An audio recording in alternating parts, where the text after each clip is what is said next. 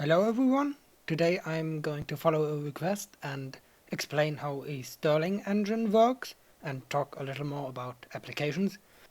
Now, a Stirling engine is a simple thermodynamic system, a mechanical and pressure-driven engine that can turn the difference in temperature into motion. Now, as you all know, heat can't actually be destroyed, but it can be moved around, and while you can't just turn heat into any other form of energy, you can turn difference in heat or temperature gradient into another form of energy. And the Stirling engine, you heat it up on one side and cool it down on the other side, or you just heat it up on one side and leave it as it is on the other side. Anyway, you build a temperature gradient and then it starts moving, and you can attach a generator to it to create electric energy or use it for all kinds of things. Now, a few advantages are that it is rather simple to understand and it uses only relatively old-fashioned technology. It doesn't require microelectronics or anything.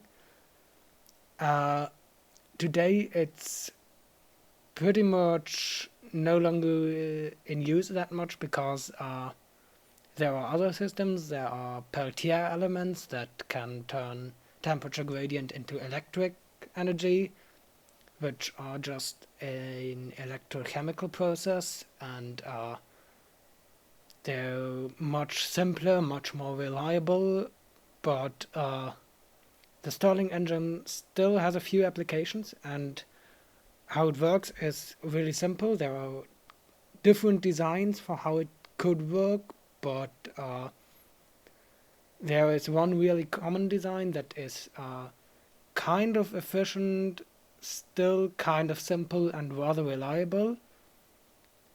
They all work by displacing gas and usually air, and taking advantage of the fact that gas expands when it is heated up and contracts when it is cooled down. And one plate pushes air or gas around and thus causes it to heat up and cool down again and again, depending on if it is placed on the cold side of the engine or the warm side. And then you can use another piston, or theoretically the same piston, but that's really inefficient and only works hypothetically. If you build it absolutely perfectly, it might start moving at a really high temperature difference, but you can use a different piston to use the changing pressure and always you move it with the pressure, and thus you can keep the wheel moving, and thus you can keep the displacer disc moving, and thus you can then keep displacing the gas back and forth. So essentially it works in a cycle. Let's say we start with most of the gas at the hot side of the engine, then the gas starts expanding because it starts to warm up. Thus the pressure increases, the driver piston gets pushed out of the engine. Of course, it doesn't completely leave the engine if it's well designed, but it's pushed out, and that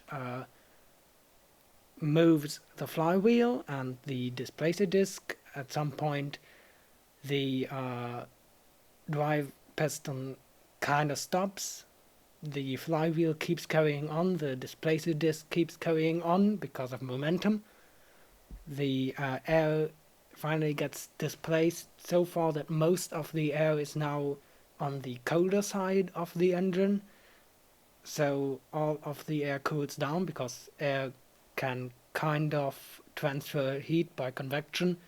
So most of it cools down, and of course pressure is also, since we're talking about far subsonic speeds here, the pressure also almost instantaneously equalizes throughout the whole vessel.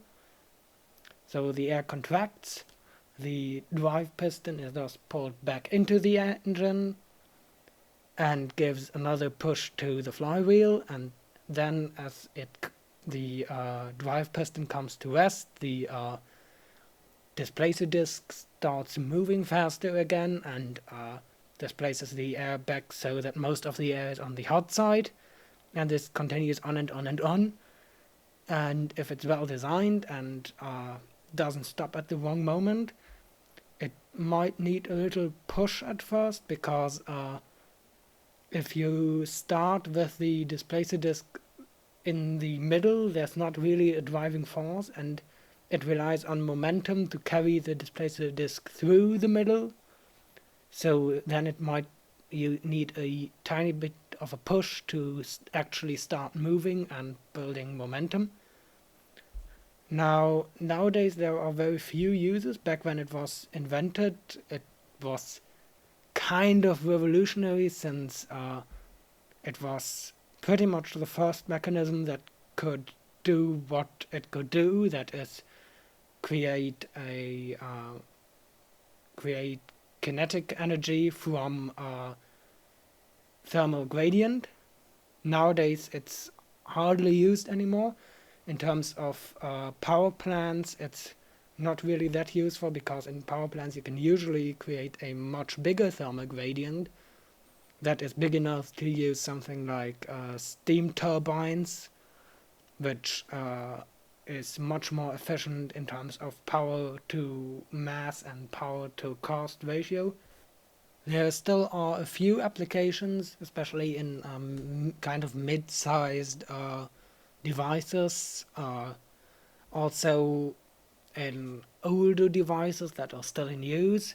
There are thermal generators that you can use for whatever you want to use them for, emergency power, camping, whatever. You just need a thermal gradient, something hot, something cold, or just something hot, then it won't produce quite as much power, or just something really cold, and it will start moving and producing a little bit of power. It can be used to create power from a heat source. So if you want to supply some place with both heating and energy, you only actually have to transfer heating, and you can then create the electric energy by using a Stirling engine and the heating. And of course, if you normally transfer heating to a place, you usually do that at temperatures that are way too low for a steam turbine to properly work. Also, this is rather a small scale application, too small for steam turbines to be optimal. So there still are a few applications, and of course it's always a nice science experiment, and maybe by adding new technologies to it and modifying it, it might actually become more interesting again. But for now, I've explained how it works, and currently there are few applications, but it's still a really interesting system. I hope this was interesting, and thanks for watching.